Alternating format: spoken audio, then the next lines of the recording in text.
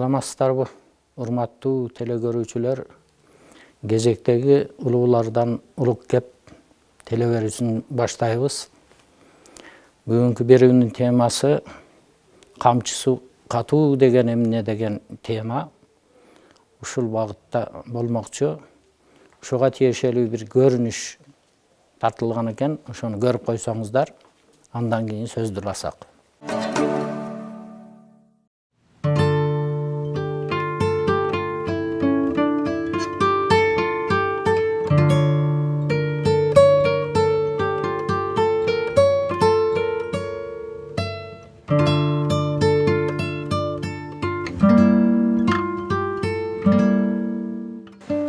Şair qanday?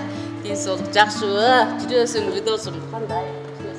Ай, Жүрмейсің бе? Мынча ойға от. Салаққа. Не oldu жүрем бе? Ай.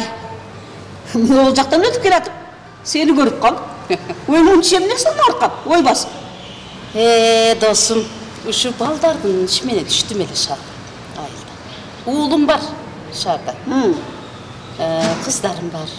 Ошол Жакшы болуптур да. Жакшы болуптур. Өзүң каяктасың дейт. Мен шаарда элемин да.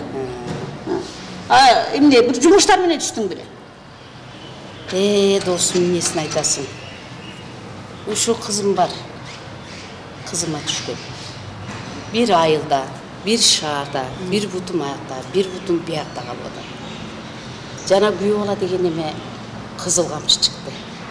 2 күндүн биринде ушу кызымды токмоктоп көбөлө шойлап жүрүдү. Анам биякта туруп жүрөм эзлеткенсин. Энеге ушунчалык жүрөм сыгылып ошолго түштүм. Ооба да. Баланын турмушунун жайында болбой калганы энеге катуу тиет. Эми мен го Кудайга шүгүр, балдарым жакшы, неберелерим чоңоюп атат. Анан ушу кээде ушинтип шаар аралап, парктарды кыдырып, кафелерге кирип, сейилдеп анан кээде неберелер жетелеп алам. Сейилдеп кайра үйгө барам мен. Ошо. Досум, ошондой болсо кана эле. Мен андай болбой жатпайм. Жана кызым ушу күйөөсү 2 күндүн биринде токмоктойт. Ага жүрөгүм ооруйт. Анан эми ушулар жакшы экен деп ойлонуп 2 күндүн биринде ушуларды ойлонуп шаарга түшүп калдым. Ал кызыл камчы күйөөнү кайдан таап жүрөсүң? Билбейм, ушу кызыл камчы чыгып калды. Ой, элдер мурун айтса ишенбей койдум беле. Кой, буга бербе. Мунун атасы кызыл камчы. Буга берсең баласы да кызыл камчы болот. Ой, алма сабагынан алыс түшпөйт десе болбой бербедим. Ушу күнөөнүн баары өзүмдө да. Өзүм бербейм, мына кызым барыш өтө кыйналып жашап атат. Кыз баланы деле, уул баланы деле турмуш жолуна аттанарда сөзсүз ата тегин сурап, алардын ким экенин билип тургандан кийин кичине мындай ойлонуп турганан турмуш жолуна аттандырышыбыз керек экен. Кээде күнөөбүздөн да кетип калат. Эки жакты карабай эле үйлөтүп коебуз. Ой, жакшы эле жөнөтпөйүн дейм. Уруп соғып, токмоктоп көгөл агылып жөнөткөндө. Кой эми кетпе отур десем, кайра эле келип эле жалбарып эле жалдырап эле койго күйгөн, экинчи минтпейм, тигинтпейм деп эле алып кетип калат. Анан кайра дагы эле ишенчек жаным ишентип калып эле жөнөтөм. Кайра эле 2 күндүн биринде кайра эле ошол адат башталат айланат. Эмне кылышымды деле билбей калдым. Баланын тынчыбаганы энеге эле кыйын. Эми дагы ошон үчүн түштүм да. Дагы уруп коюптур. Дагы уруп көгөл агылып, ушундай 2-3 күн мурун тулуптай болуп шишип келдим. Эми дагы ошону барып, эмне болуп атасыңар деп сураган кетип атам. Кокуй. Андай кызыл камчы болсо ажыраштырып ал. Кызыңдын ден соолугуна зыян болот. Анан өзүң деле жашсың. Эми 2 баласына каралашып турсаң жакшы болор. Мүмкүн эми мен башка эмне деп айтмак элем сага. Ооба, ошону ойлонуп азыр кичине чарчап отура калдым. Эми ошондой кылат окшойт. Андай кылбасам болбойт. Бүгүн да ошол үчүн чыктым. Же нарака же берека кылайын. Кызым байкушту ойлоп, эненин жүрөгү эзилет экен.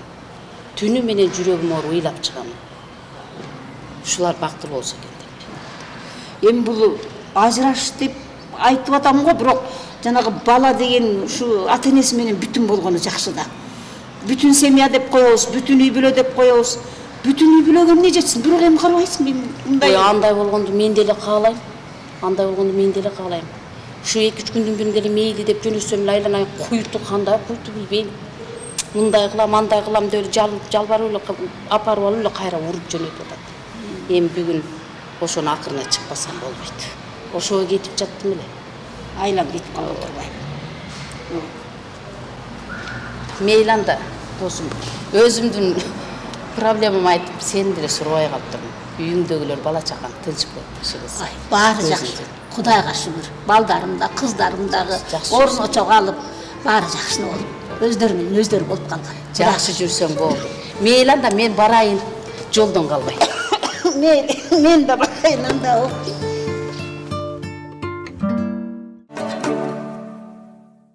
Бул маселени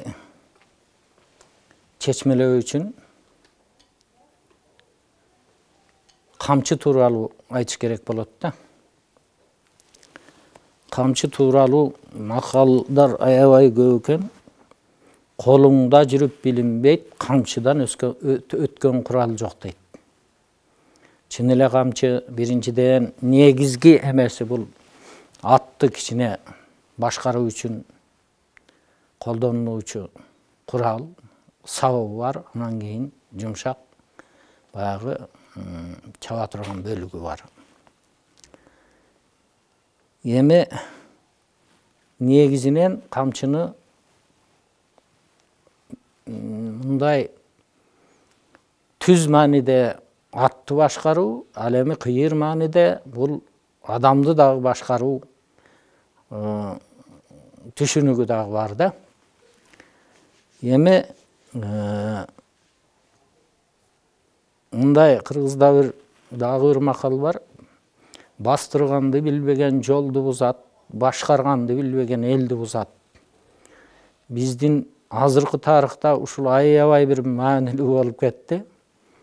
Биринчисинде бастырганды билбеген жолду бузат. Бул атчан кетип аткан киши жолду туура эмес тандап, жолду бузганы баягы чукур нук салып ийип бузат да, бастырганды билбеген. Ал эми башкарганды билбеген киши башкарууда дагы баягы камчынын ролу бар деп көбүнчө ошо башкарууну дагы камчы менен байланыштырат да. Башкарганды билбеген элди бузат. Муну биз башыбыздан да өткөрдүк. Мурун көп элди башкарбай келген адамдар башыбызга келип, анан элди жөнгө туура эмес жолго салып койгон учурлары дагы болду. Мына ошондо бул түшүнүк бир эле түз эле камчы эмес, ошо камчынын башкарууда колдонуусу дагы көп мааниге ээ да. Айбат көрсөтүүчү, коргонуучу курал дагы болуп эсептелет. Мисалы үчүн Манаста Көкөтөйдүн ашында Манас келгенден кийин анан баягы калмактар менен болгон чыр чатакта мындай деген сүрөттөлүш бар да.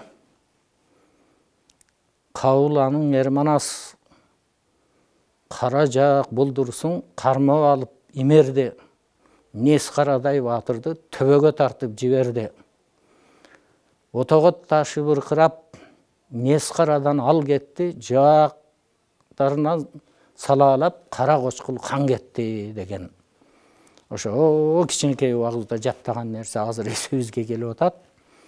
Мына ушул жерде камчыны жана найза, кылычка чейин пайдаланылган мындай аскер куралы катары дагы көрүнүп атат да. Баягыдай кыйын ырбап кетпес үчүн найза же болбосо кылыч көтөрбөстөн камчы менен эле бир чабып атат. Бул камчынын Манастын чапкан эмесин айтып атпайбы? Кара жаак булдурсуң кармап алып эмерди деп. Булдурсун камчынын бир түрү. Булдурсундун өзөгүнө жана ошол уч жагына коргошун уютулуп кошо өрүлөт. Ошон үчүн жанагындай отогот ташын быркыратып, ошо кийип алган тулгасын талкалап, анан кийин башын жарып ийип атпайбы? Бул жерден биринчиден Манастын камчысы катуу экенин көрсөтүп атат, экинчиден булдурсун оңор эмес, курал экенин дагы көрсөтүп атат да. Биз көрүп аткан эмеде көргөн көрүнүштө бал үй бүлөдөгү мисалы үчүн аялын көп урган кишини кызыл камчы деп коет. Анан ошондой эмелерди мындай ажырата билиш керек да. Кызыл камчы баягы обу жок эле бир нерсени шылтоо кылып аялын ура берген адамды айтат. Ал эми камчысы катуу деген бул кызыл камчы эмес. Ал ошол үйүндөгү тартипти баягы кыргыздын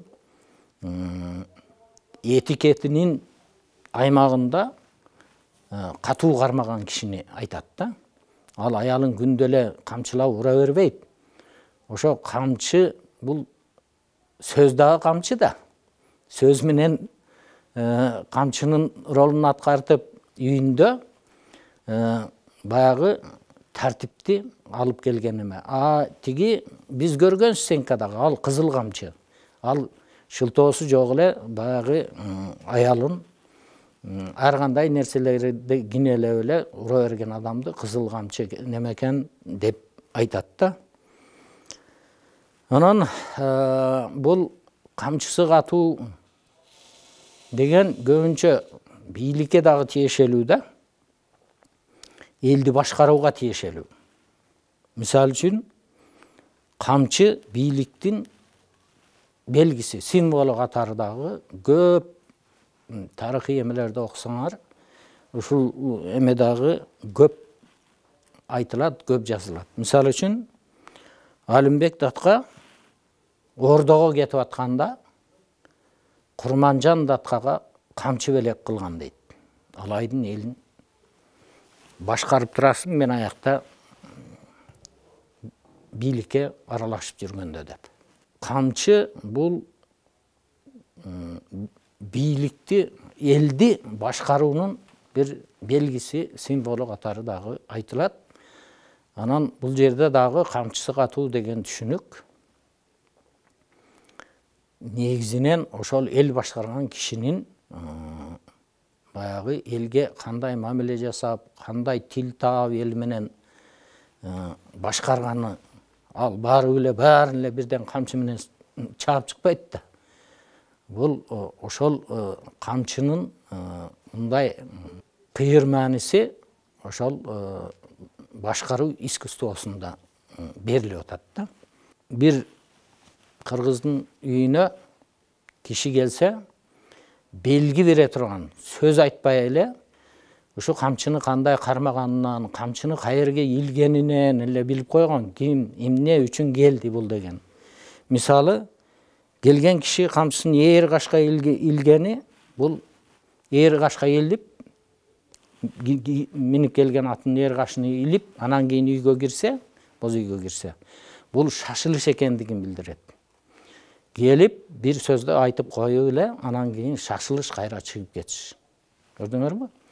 Мен шашылыш элем демемел жүрбөйт, ал келип туруп, ээр кашка эмени билгенде эле бул киши шашып аткан экен деп, бияктагылары наноз тийгизгенге, суусун ичкенге, анан тез эле бүтүрүп кеткенге бардыгы даярданып турат да бул эмеде.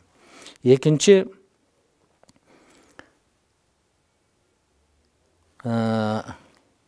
колуна камчыны бүктөп кармап келсе, ал бир кабар алып келатканын билдирет. Жакшы же жаман кабар. Бүктөп келатса, ал кабарчы, паланчага паландай деп айтып кой деген бир кабарды айтканы келатканын, ошо бүктөп, камчыны колуна бүктөп кармап келаткан болсо, анда ошол кабарчы келди деп кабыл алыш керек. Эгерде камчыны мындай кылып жерге тийгизип сүдүрөп келсе, анда биз өчөшүп калдык, эми чабышабыз деген белги. Камчысын сүйрөп кирди деп баягы сынган кылычта бар го. Бекназардын абасын тиге абил бийлер урдуруп, анан абасын алып келгени келет эмеспи? Кул киши абасын. Ошондо камчыны сүйрөп кирди деген жери бар да, эми бардык жазуучулардын эмесинде бул көп. ушундай белгиси бар. Камчыны эгерде үйгө жерге сүйрөп кирген болсо, ал өчөшүп келгендиктин белгиси. Ошого жараша ал үйдагы камын көргөн. Анайын кирип келип эле саламдашып, анан камчыны керегенин башына илсе, баягы эркек боз үйдүн ичи эркек канасы, эркек бөлүгү, анан аялдар бөлүгү деп бөлүнөт эмеспи? Именно эркек бөлүгүнө керегенин башына илген болсо, ал шашпай конок болуп кете турган киши. Ага өзүнчө даярданыш керек. Көрдүңөрбү? Бир эле камчыны кармап киргенден, боз үйгө киргендин белгилери кандай эмелерди берген. Анын бардыгын божурап, эме кылып сүйлөп отурган эмес. Ошол айта турган сөзүн айтып, анан кийин кете берген тигилер. Анан кийин конок болуп кете турган киши дагы өзүнчө бир мындай даярдык менен келип. Конок күтө турган киши да, ал үйдүн эмеси дагы өзүнчө даярдык көрүп, камчыдан эле кандай эме болгон. Жаңы үйлөнгөндөргө камчы белекке берет экен, жаңы үйлөнгөн жигитке берет экен. Ага эми үй бүлөң жакшы, баягы эме деген макал бар да. Камчысы кайраттуу болсо, катыны уяттуу болот дейт. Ошол алган жарың уяттуу болсун деген белги менен камчы берген. Жаңы үйлөнгөндөргө. Ал эми жаңы баягы кызматка жарап, бир ишке орношкондо аны берген, ошону айтканда, сен элиң үчүн кызмат кыл, элге иште деген белги болгон. Ошон үчүн бул элге иште, элиң үчүн дегенде, ал эл башкарып иштегенде камчыны катуураак кармабаса, эл баш ийбей коюшу мүмкүн. Ошон үчүн сен ортолукту таап, элди башкарып, эл үчүн иште деген белги болгон. Эми ушул маселелер боюнча сурамжылоо жүргүзүлдү эле, ушу камчысы катуу деген эмне деген суроо боюнча. Ошону угуп алсак, андан нары сөздү уласак. Камчысы катуу деген сөздү менимче бул жанагы сын пикир иретинде айтылган сөз болсо керек деп түшүнөм. Баягы үй бүлөдө балдарына, мисалы, тигинин атасын, тигинин баласын тиге кечкисин алып жүрбө, же жаман жолго азгырба, анын атасы же анын үйүндө тиге камчысы катуу, тарбиясы катуу деп дагы мындай сын сыпат иретинде айтылат го. Анан ал эми берки кызыл камчы дегенди баягы анча-мынча да аялын ура калып, эмби домбу кыла калып, бир аялына кол көтөрө калып деп түшүнөм да. Көбүнчө бул баягы эркектерге тиешелүү мүнөз. Эки сөз тең, ошол эркек кишилерге тиешелүү сөз деп түшүнөм. Кызыл камчы деген бул жана бунун синониму катары чоң муштумду билсек болот. Мурдатан ошол кызыл камчы деп колдонуп келишкен. Бул паланча, бул кызыл камчы, бул мындай кандай десек, аял кишиге көбүрөөк кол көтөргөн мырзаларга да ушундай мүнөздөмө берип келишкен да, кызыл камчы. Камчысы катуу деген? Камчысы катуу деген ушул эле мааниде, ушунун синониму катары кабыл алып түшүнсөк болот.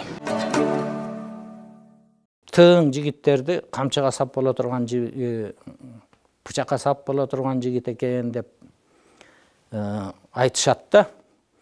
Камчы сап, бычак сап, бул аябай мындай оң маанилүү эмелер да. Анан көбү муну билбей эле бир тойдо баягы басыздын кызынын тоюнда окшойт. Басыздын кызы балталуу турмушка тың болот десе, бир окумуштуу чыгып алып айтып атат. Ошол силердин балталуу кызыңарга балта сап боло турган биздин жигитибиз бар деп. Эми эгер маанисин түшүнсө, андай дебейт эле да. Маанисин түшүнбөгөн үчүн ошондой деп айтып атат. Камчы сап, бычак сап деген бул оң нерсе. Ал эми балта сап деген кыргызда тескери түшүнүк берет. Токойдо карагайлар сүйлөшүп атат дейт. Балта деген эме чыгыптыр, курал чыгыптыр. Бул чекеден эле токойду кыркып, кыйып келатыптыр.